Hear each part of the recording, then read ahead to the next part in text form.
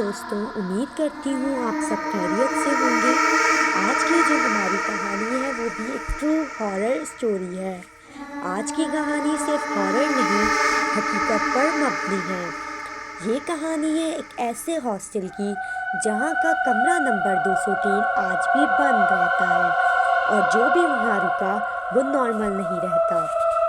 ये वाक़या 2018 का है। पंजाब के एक शहर में एक गर्ल्स हॉस्टल था जो बिल्कुल नॉर्मल लगता था। स्टूडेंट के लिए सेफ भी था, गार्ड्स भी मौजूद थे, रूल्स भी थे, सब कुछ था। लेकिन हॉस्टल के तीसरे फ्लोर पर एक कमरा था, कमरा नंबर 203। इस कमरे के बारे में ये मशहूर था कि वहाँ रात को अजीब आवाज़ें आती हैं, कभी किसी के रोने की तो कभी किसी के चलने की। लेकिन हॉस्टल मैनेजमेंट कहती थी ये सिर्फ स्टूडेंट्स का वहम है। आयशा एक फर्स्ट ईयर स्टूडेंट थी। उसने नया नया उस हॉस्टल में एडमिशन लिया था। New city, new hostel. उसे कमरा नंबर 203 अलॉट कर दिया गया। पहली रात सब ठीक था, लेकिन दूसरी रात के 2:15 बजे उसे महसूस हुआ जैसे कोई उसके बेड के पास खड़ा है।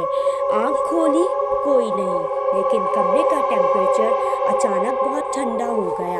आयशा ने जैसे तैसे वो रात गुजार ली।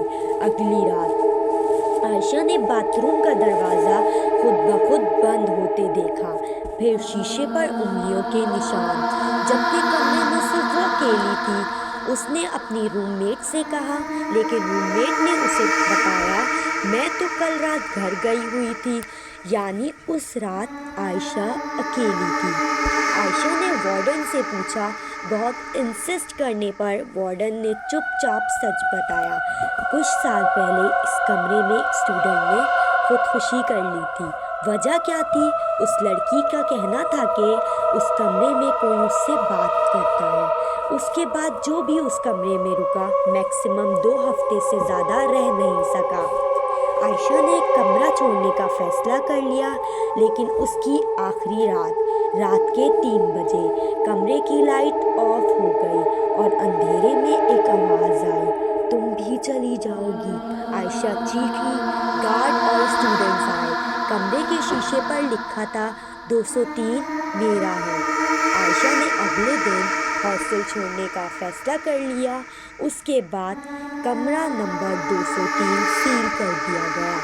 आज भी हॉस्टल के तीसरे फ्लोर पर रात को कोई नहीं जाता और जो भी उस फ्लोर से गुजरता है कहता है कि कोई पीछे से देख रहा होता है या कोई पीछा कर रहा होता है। दोस्तों, ये कहानी सिर्फ कहानी नहीं बल्कि रियल स्टूडेंट का एक्सपीरियंस पर मबनी है।